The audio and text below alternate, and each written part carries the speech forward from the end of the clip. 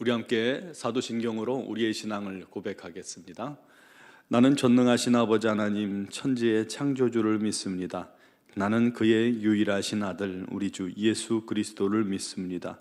그는 성령으로 잉태되어 동정녀 마리아에게서 나시고 본디오 빌라도에게 고난을 받아 십자가에 못 박혀 죽으시고 장사된 지 사흘 만에 죽은 자 가운데서 다시 살아나셨으며 하늘에 오르시어 전능하신 아버지 하나님 우편에 앉아 계시다가 거기로부터 살아있는 자와 죽은 자를 심판하러 오십니다.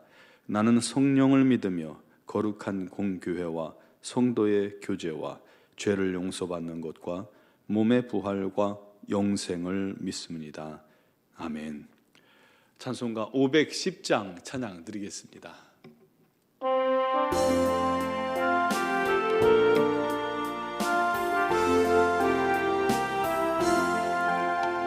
하나님의 진리 등대 길이 빛나니 우리들도 등대되어 주의 사랑 비추세. 우리 작은 불을 켜서 험한 바다 비추세.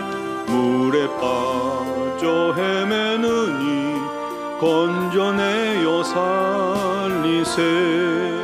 죄의 밤은 깊어가고 성난 물결 설렌다. 어디 불빛 없는 가고 찾는 물이 많구나. 우리 작은 불을 켜서 험한 바다 비추세. 물에 빠져 헤매느니 건져내어 살리세.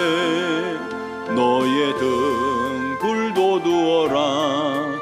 거친 바다 비춰라. 빛을 찾아 헤매느니 생명선에 건져라. 우리 작은 불을 켜서 험한 바다 비추세. 물에 빠져 헤매느니 건져내어 살리세. 아멘. 마가복음 6장 7절에서 13절 말씀 보겠습니다. 마가복음 6장 7절에서 13절을 봉독하겠습니다. 12 제자를 부르사 둘씩 보내시며 더러운 귀신을 제어하는 권능을 주시고 명하시되 여행을 위하여 지팡이 외에는 양식이나 배낭이나 전대의 돈이나 아무것도 가지지 말며 신만 신고 두벌옷도 입지 말라 하시고 또 이르시되 어디서든지 누구의 집에 들어가거든 그곳을 떠나기까지 거기 유하라. 어느 곳에서든지 너희를 영접하지 아니하고 너희 말을 듣지도 아니하거든 거기서 나갈 때에 발 아래 먼지를 떨어버려 그들에게 증거를 삼으라 하시니 제자들이 나가서 회개하라 전파하고 많은 귀신을 쫓아내며 많은 병자에게 기름을 발라 고치더라. 아멘. 여러분, 영화 타이타닉을 아마 한 번쯤 보셨을 것입니다.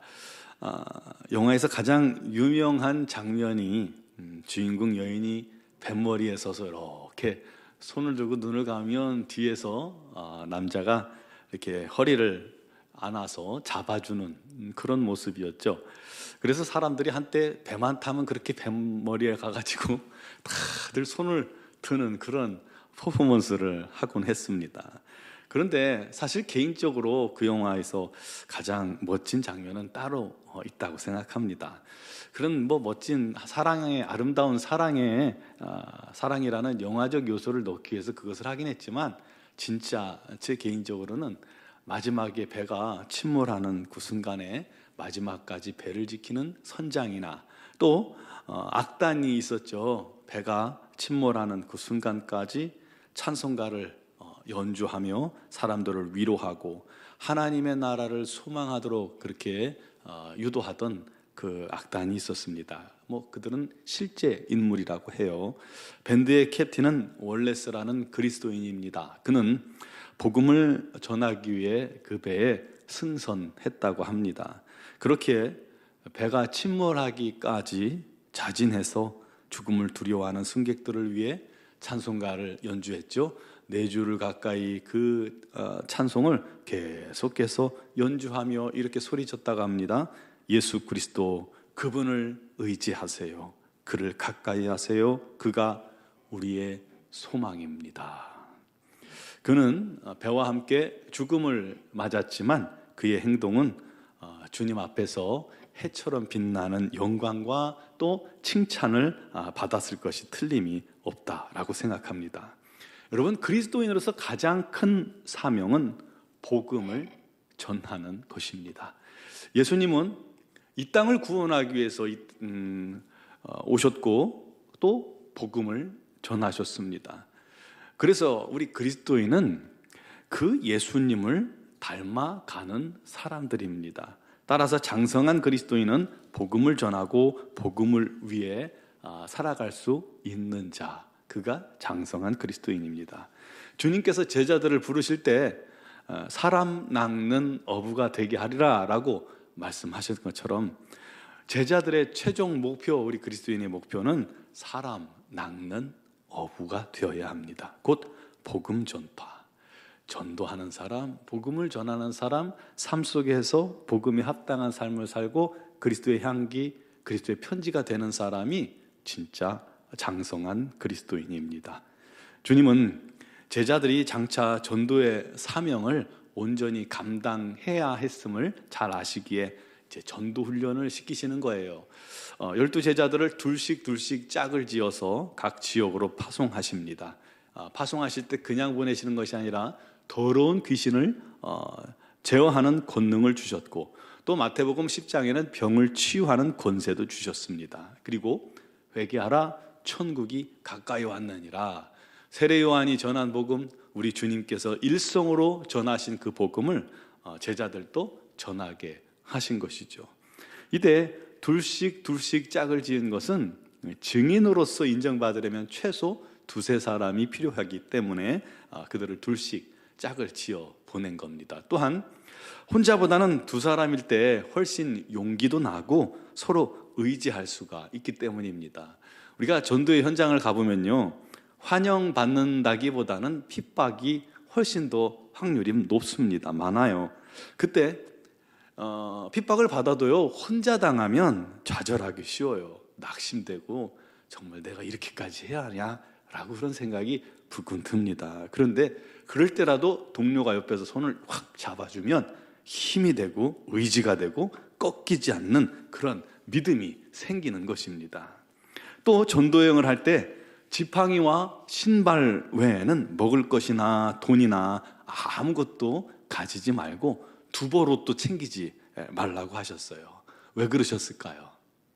오직 철저히 하나님만 의지하라는 것입니다. 내가 뭔가 의지할 것이 있다면 우리가 절박하지 않아요. 그런데 의지할 것이 하나도 없으면 오직 하나님밖에 보이지 않는 겁니다. 바로 그 마음으로 전도를 할 때 하나님께서 채우시고 또 채우시고 능력으로 인도하시는 겁니다. 실질적으로 하나님의 도우심과 채우심을 그때 만날 수 있게 되는 것입니다. 또 마을에 가서 도움을 받을 만한 집을 찾거든 거기 계속 머물고, 혹시나 아무도 영접하지 않고 말도 듣지 않거든 거기서 나갈 때 발 아래 먼지를 떨어버려서 그들에게 증거를 삼으라 라고 말씀하셨습니다. 이 전도자나 주의를 하는 자를 영접하고 대접하는 자가 복이 있습니다. 왜냐하면 그를 통해서 그 집에 또 그 개인에게 복음이 증거되어지기 때문이고 우리 하나님께 쓰임받는 자가 되기 때문입니다. 그게 얼마나 큰 복인지 몰라요. 만약 거부하고 심지어 핍박하는 자들은 하나님의 심판대 앞에 서게 될 것입니다.